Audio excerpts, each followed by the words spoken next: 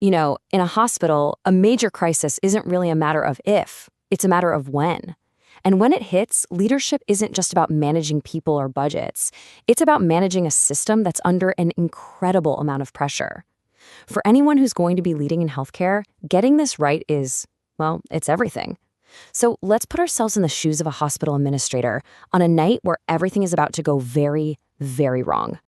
So picture this. You're the administrator on duty. It's just a regular Tuesday night, or at least it's supposed to be. But the hospital is already stretched pretty thin.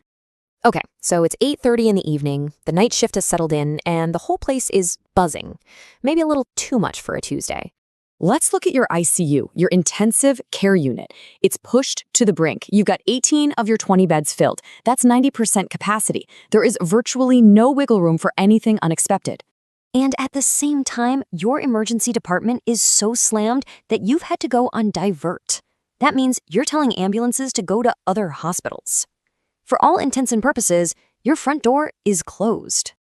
And then the call comes. A huge multi-vehicle pileup on the interstate. Dispatch is telling you to expect over 20 patients, a lot of them with critical injuries. And they're all coming to you. Suddenly, being on divert, that's not an option anymore.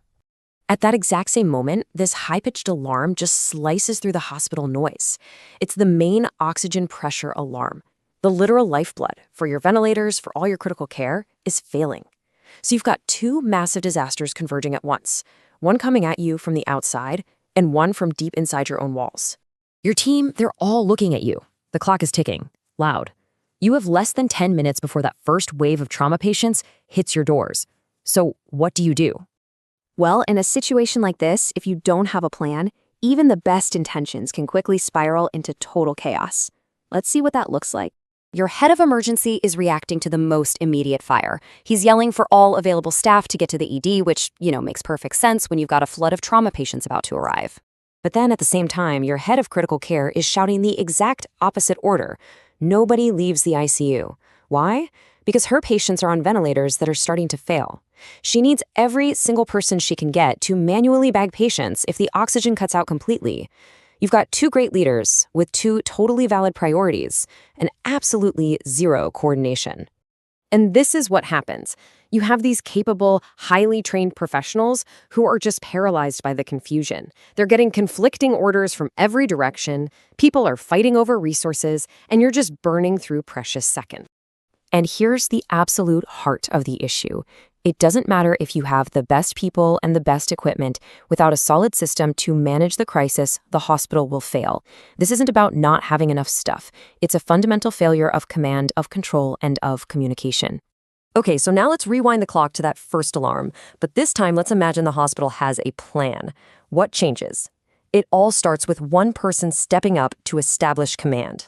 This person is called the incident commander. It's a specific role defined by something called the Hospital Emergency Incident Command System, or HEICS. And here's the key. Their job isn't to treat patients. Their job is to direct the entire response, making sure every single action is coordinated and strategic. This is what that system looks like. The incident commander is at the top, delegating authority down the chain. And this one thing is so critical.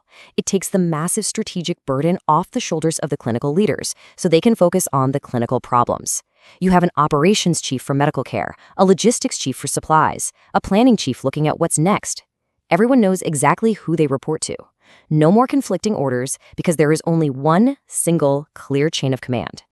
So, with an incident commander running the show, how does our crazy scenario play out now?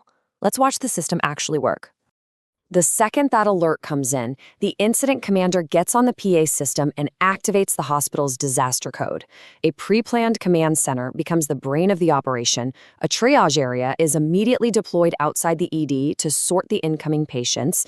And instead of panic, your staff get clear, concise instructions through a call-down tree, telling them exactly where to go and what their role is. I mean, the difference is just night and day. On one side, you have chaos, confusion, and complete system failure. On the other, with a plan, you get control, clear command, and resilience. It's the same hospital, with the same staff, facing the exact same crisis, but achieving a totally different outcome. And why? It's the system. Now, here's what's so powerful about this. That organized, controlled response That wasn't improvised. It wasn't a moment of genius. It was the direct result of careful, meticulous planning that happened long, long before that first alarm ever went off. It comes from something called the Hospital Emergency Response Plan, or HERP. And this is not some dusty binder on a shelf. It's a living framework, a constant cycle of planning, training, and improving that builds the hospital's muscle memory for a disaster. And these are the building blocks. It all starts with a risk assessment, basically asking, what could happen here?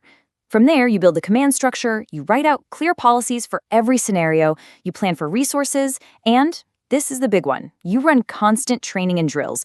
So when the real thing happens, the response is almost automatic. So, as the future leaders who will be managing these healthcare systems, what's the single most important thing to take away from all this? Well, it all boils down to what you do in the very first moments of a crisis. That initial 5-minute window, that's everything. That's when leadership has to step up, establish control, activate the plan, and get the entire system moving in the right direction. If there's hesitation, if there's confusion in those first few moments, the whole thing can fall apart. A decisive, plan-driven response is what saves lives.